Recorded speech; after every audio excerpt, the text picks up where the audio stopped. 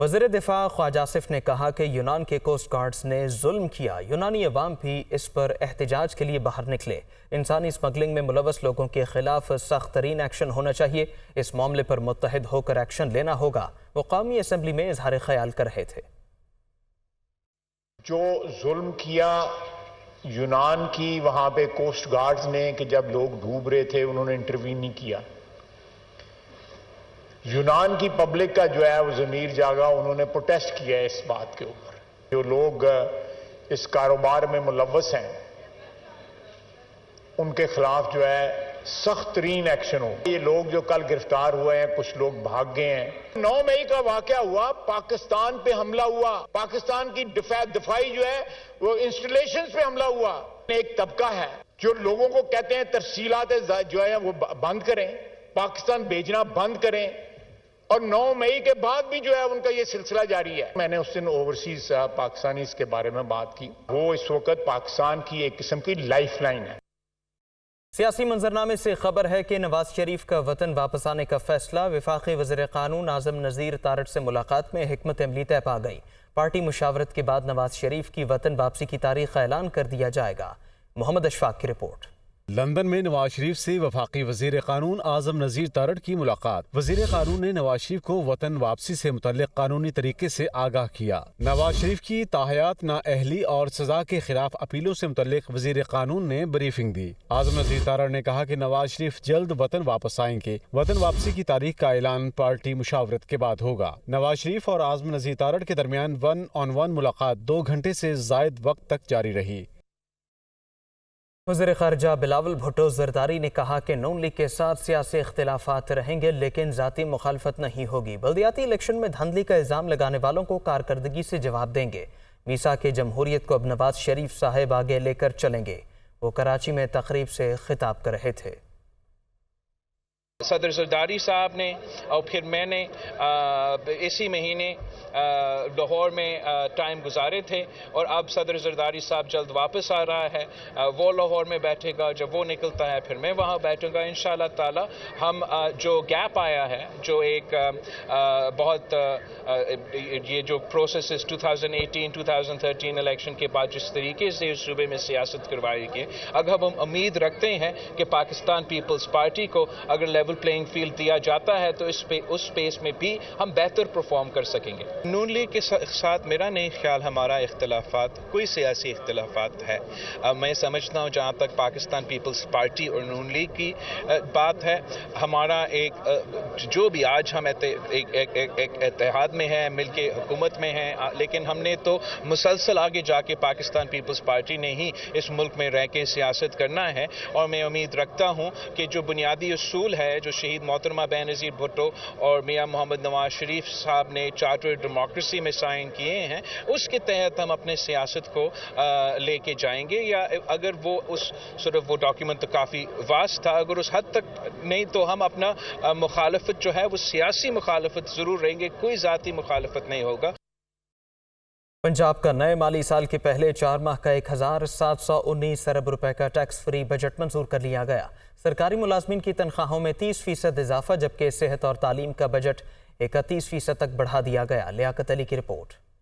نگران وزیر اعلیٰ پنجاب محسن نقوی کی سربراہی میں صوبائی کابینہ کے اجلاس میں نئے مالی سال 2023-24 کے پہلے 4 ماہ کے لیے 1719 ارب روپے کے ٹیکس فری بجٹ کی منظوری دی گئی۔ صوبائی وزراء عامر میر اور ایس ایم تنویر نے پریس کانفرنس میں بجٹ تفصیلات جاری کی۔ بجٹ میں 881 ارب روپے وفاقی حکومت دے گی۔ صوبہ اپنے طور پر 194 ارب روپے اکٹھے کرے گا۔ سرکاری ملازمین کی تنخواہوں میں 30% اضافہ کیا گیا۔ 80 برس سے زائد عمر کے ریٹائرڈ ملازمین کی پینشن میں 20% اضافہ، جبکہ دیگر کی پینشن 5% بڑھائی گئی ہے۔ صحت اور تعلیم کے بجٹ میں 31% اضافہ کیا گیا۔ صوبے میں انفارمیشن ٹیکنالوجی کے کاروبار اور تعلیم کے فروغ کے لیے تمام ٹیکسز اور ڈیوٹیز ختم کرنے کا فیصلہ کیا گیا ہے۔ پنجاب کے عوام کو ریلیف دینے کے لیے 70 ارب روپے مختص کیے گئے۔ اسٹامپ ڈیوٹی کی شرح 3% تک بڑھانے کی تجویز مسترد کر دی گئی۔ تعمیراتی صنعت کے فروغ کے لیے اسٹامپ ڈیوٹی کی شرح 1% مقرر کی گئی۔ کابینہ کا گندم کی خریداری کے لیے بینکوں سے لیا گیا 600 ارب روپے کا قرض ادا کرنے کا فیصلہ۔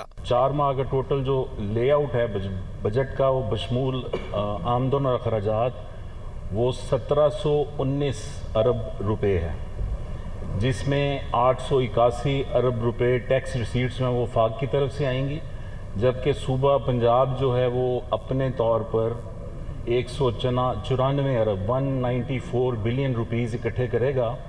اور اچھی بات یہ ہے کہ اس بجٹ میں کوئی نیا ٹیکس عائد نہیں کیا گیا۔ نئے مالی سال کے پہلے 4 ماہ کے دوران 50% جاری ترقیاتی منصوبے مکمل کرنے کا فیصلہ کر لیا گیا۔ 2017 سے بند پاور پلانٹ کو فنکشنل کرنے کے لیے 16 ارب روپے مختص کیے گئے۔ زراعت کے شعبے کے لیے 47 ارب 60 کروڑ روپے مختص کیے گئے۔ پنجاب میں انفارمیشن ٹیکنالوجی سے ریلیٹڈ جو بزنس ہے، جیسے آئی ٹی سے ریلیٹڈ بزنس ہے، انڈسٹریز ہے، ایجوکیشن ہے، ٹریننگ انسٹیٹیوٹس ہیں، ان سب پہ سیل ٹیکس ختم کر دیا گیا، اور اسی کی وجہ سے آپ دیکھیے گا کہ انشاءاللہ ہمارے ملک میں آئی ٹی کی ایکسپورٹ بڑھے گی۔ صحافیوں کے لیے 1 ارب روپے سے انڈومنٹ فنڈ قائم کرنے کی منظوری دی گئی۔ نگران وزیر اعلیٰ پنجاب محسن نقوی نے کہا کہ بجٹ میں کوئی نیا ٹیکس عائد نہیں کیا گیا۔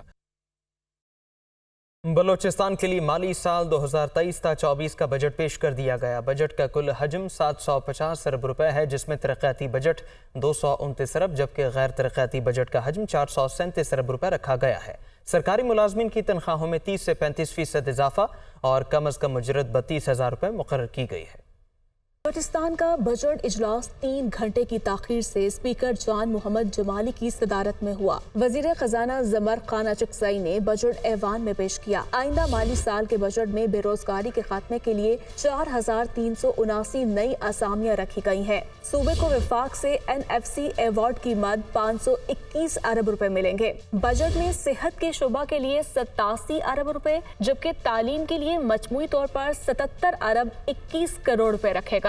ہماری حکومت کی کوششوں سے مالی سال 23-24 میں وفاقی حکومت نے ترقیاتی پروگرام میں بلوچستان کے لیے 45 ارب روپے کی خطی رقم مختص کی ہے، جو کہ موجودہ حکومت کی اہم کامیابی اور عوام سے کیے گئے وعدوں کی تکمیل ہے۔ معاشی اور سماجی ہدف کے اصول اور لوگوں کی معیار زندگی کو بلند کرنے کے لیے ہم وقت اقدامات اٹھائے جا رہے ہیں۔ صوبے میں امن و امان کے قیام کے لیے 53 ارب روپے رکھے گئے۔ پینے کے صاف پانی کے لیے 31 ارب 60 کروڑ روپے مختص کیے گئے ہیں۔ گوادر کو خصوصی معاشی زون قرار دیتے ہوئے تمام صوبائی ٹیکسز سے مستثنا قرار دیا گیا ہے۔ صوبے میں نئے مالی سال کے دوران 4721 جاری سکیمز کے لیے 170 ارب روپے جبکہ 5068 نئی سکیمز کے لیے 58 ارب روپے مختص کیے گئے ہیں۔ پیپلز پارٹی کے رہنما بیرسٹر مرتضیٰ وہاب نے میئر کراچی کے عہدے کا حلف اٹھا لیا۔ کراچی کے پولو گراؤنڈ میں منعقدہ حلف برداری تقریب میں بلاول بھٹو زرداری، گورنر اور وزیر اعلیٰ سندھ، پیپلز پارٹی کے رہنماؤں اور کارکنوں نے شرکت کی۔ پیپلز پارٹی کی 56 سال بعد بڑی کامیابی، پہلی مرتبہ کراچی کی میئرشپ حاصل کرنے میں کامیاب۔ مرتضیٰ وہاب کراچی کے 27ویں میئر بن گئے۔ سلمان عبداللہ مراد ڈیپٹی میئر ہیں۔ مرتضیٰ وہاب سینٹ رکن بھی رہے۔ وزیر اعلیٰ کے مشیر قانون کے طور پر کام کر رہے ہیں۔ اس سے قبل وہ ایڈمنسٹریٹر کے MC بھی رہے۔ مرتضیٰ وہاب کی والدہ فوزیہ وہاب رکن قومی اسمبلی رہیں۔ ڈیپٹی میئر سلمان عبداللہ مراد 2015 میں ڈسٹرکٹ کونسل کراچی کے چیئرمین تھے۔ کہ میں پاکستان سے مخلص اور وفادار رہوں گا۔ حلف کے بعد ایڈمنسٹریٹر کراچی نے شہر کراچی کی علامتی چابی میئر کراچی مرتضیٰ وہاب کے حوالے کر دی۔ تقریب سے گفتگو کرتے ہوئے مرتضیٰ وہاب نے کہا کہ بلاول بھٹو، آصف علی زرداری اور فریال تالپور کا اس عزت افزائی پر شکر گزار ہوں۔ عوام نے بلا تفریق خدمت کے لیے پیپلز پارٹی کا انتخاب کیا ہے۔ ہردل عزیز چیئرمین جناب بلاول بھٹو زرداری صاحب، سابق صدر آصف علی زرداری صاحب، فریال تالپور صاحبہ، پاکستان پیپلز پارٹی کے تنظیمی عہدیدار، تمام کارکنان کا تہہ دل سے شکر گزار ہیں کہ انہوں نے یہ عزت افزائی ہماری کی۔ کراچی کی عوام کے شکر گزار ہیں کہ کراچی کی عوام نے پاکستان پیپلز پارٹی کا انتخاب کیا۔ ان کا کہنا تھا پاکستان پیپلز پارٹی کی خدمت کے منشور پر تمام بلدیاتی نمائندے اپنا کردار ادا کریں گے۔ کراچی میں ایک مثبت تبدیلی سب دیکھیں گے۔ امیر جماعت اسلامی کراچی حافظ نعیم الرحمان نے کہا کہ جماعت اسلامی کے 130 پورے نمبر تھے۔ کہا جا رہا تھا PTI کے کچھ لوگ نہیں آئیں گے۔ ہم الیکشن کمیشن کو بتاتے رہے، اس نے نوٹس نہیں لیا۔ وہ کراچی میں نیوز کانفرنس کر رہے تھے۔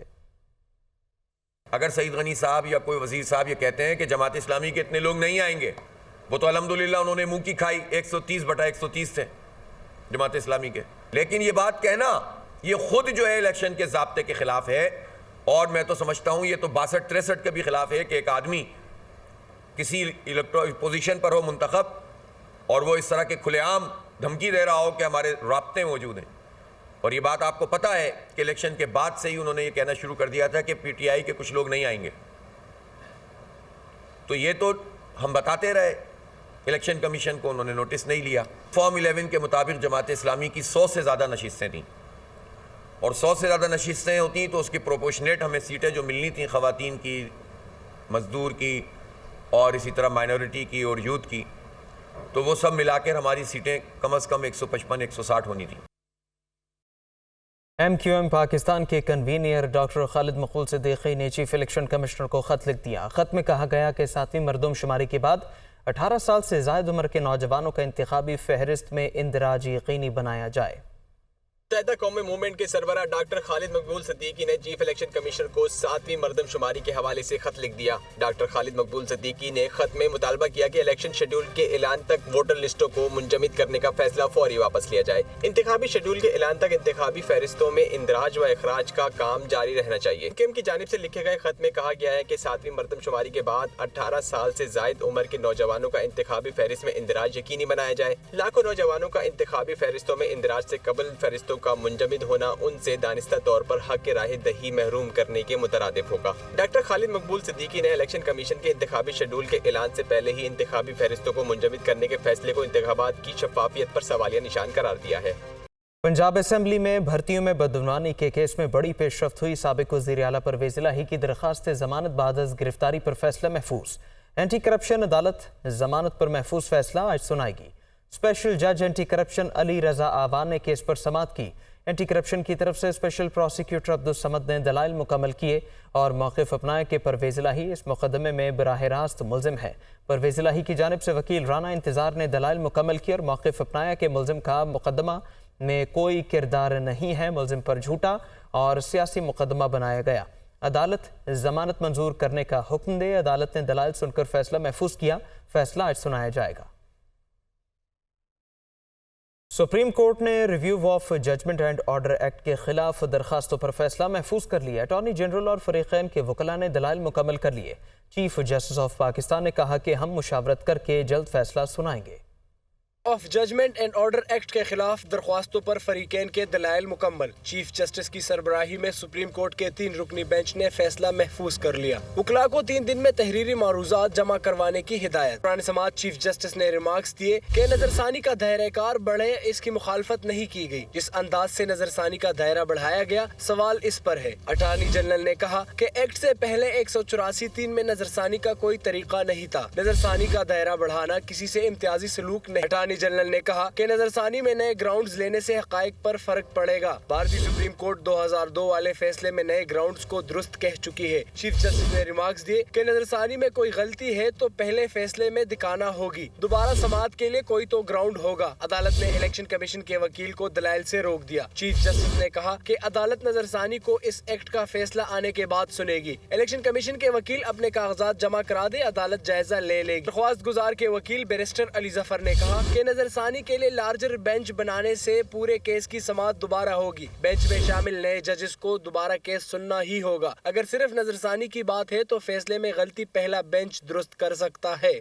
عام انتخابات کی تیاریوں کا جائزہ لینے کے لیے اجلاس۔ الیکشن کمیشن نے عام انتخابات کی تیاریوں پر اطمینان کا اظہار کیا۔ ڈی آر او اور ریٹرننگ افسران کی تعیناتی کے لیے فہرستیں بھی تیار کر لی گئیں۔ چیف الیکشن کمشنر سکندر سلطان راجہ کی زیر صدارت اجلاس۔ عام انتخابات کی تیاریوں کا جائزہ۔ پرنٹنگ پریس کو الرٹ رہنے کی ہدایات جاری۔ ڈی آر اوز اور ریٹرننگ افسران کی تعیناتی کے لیے فہرستیں بھی تیار۔ اجلاس کو بریفنگ میں بتایا گیا کہ عام انتخابات کے لیے 26 کروڑ سے زائد بیلٹ پیپر چھاپے جائیں گے۔ بیلٹ پیپرز کے لیے 1852 ٹن کاغذ خریدا جا چکا ہے۔ 923 ton light green paper, 829 ton off white paper ballot papers کے لیے موجود ہیں۔ بریفنگ میں بتایا گیا کہ بیلٹ پیپر پیپرز کی پرنٹنگ کی ذمہ داری نیشنل سیکیورٹی پرنٹنگ کمپنی کو سونپی گئی ہے۔ ذرائع کے مطابق کراچی پرنٹنگ کارپوریشن 9 کروڑ، اسلام آباد پریس 7 کروڑ بیلٹ پیپرز چھاپے گی، Pakistan post foundation 10 crore ballot papers چھاپے گی۔